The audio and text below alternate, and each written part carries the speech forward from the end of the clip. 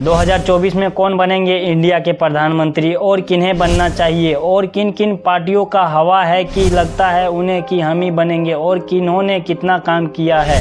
2024 का असली दावेदार कौन है जानेंगे पूरे डिटेल में। तो चलो शुरू करते हैं। तो पहले हम यह जान लेते हैं कि कौन सी पार्टी ने कौन सी काम करा। तो शुरू करते हैं शुरू से ही। इसकी स्थापना आज़ादी से पहले ही की गई थी। 18 दिसंबर 1885 ईस्वी में किया गया था, जिसका नाम भारतीय राष्ट्रीय कांग्रेस रखा गया था। इसकी स्थापना मुंबई में की गई थी। 1947 के बाद कांग्रेस भारत की प्रमुख राजनीतिक पार्टी बन गई। आजादी से लेकर 2014 तक 16 आम चुनाव में से कांग्रेस ने 6 पूर्ण बहुमत से जीता है और 4 बार सत्ता रूढ़कर गठबंधन का नेतृत्व किया है। कुल 49 वर्ष तक केंद्र सरकार का हिस्सा रही है। अब बात करते हैं बीजेपी की, यानी कि भारतीय जनता पार्टी की। इसकी स्थापना 6 अप्रैल 1991 ईस्वी में किया गया था। इसकी स्थापना अटल बिहारी वाजपेयी और लाल कृष्ण आडवाणी के द्वारा किया गया था। भारतीय जनता पार्टी को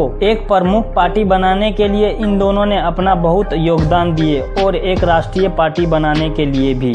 अब बात करते हैं कि कौन सी पार्टी ने अपने देश के लिए कौन सा काम किया है। तो पहले बात कर लेते हैं कांग्रेस से। तो कांग्रेस ने हमारे देश के लिए बहुत काम किया है, जैसे कि इंडस्ट्री लाना, इंफ्रास्ट्रक्चर लाना, अच्छी सड़कें बनवाए, रेलवे में भी काम किया। और आप अपने इर्द गिर्द जितने भी चीजें देखते हो ना, जैसे कि मोबाइल, कंप्यूटर, लैपटॉप, गाड़ी, टेक्नोलॉजी से संबंधित जितने भी सामान है वह कांग्रेस के द्वारा ही लाया गया है हमारे देश में।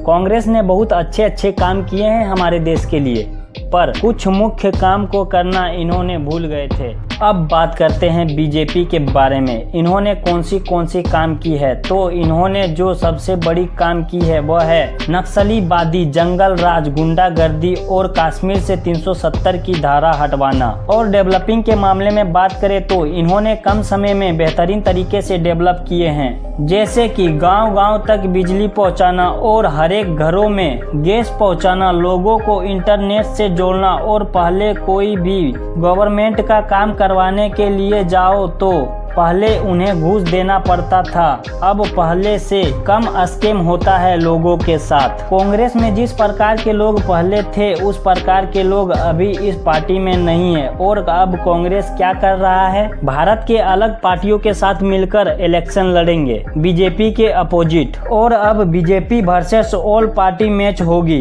तो अब बात कर लेते हैं कि 2024 का असली प्रधानमंत्री के दावेदार कौन है। तो हिंदुस्तान में हिंदुत्व के लिए, हिंदू राष्ट्र के लिए कोई आवाज उठाया तो वह एकलौता पार्टी है बीजेपी।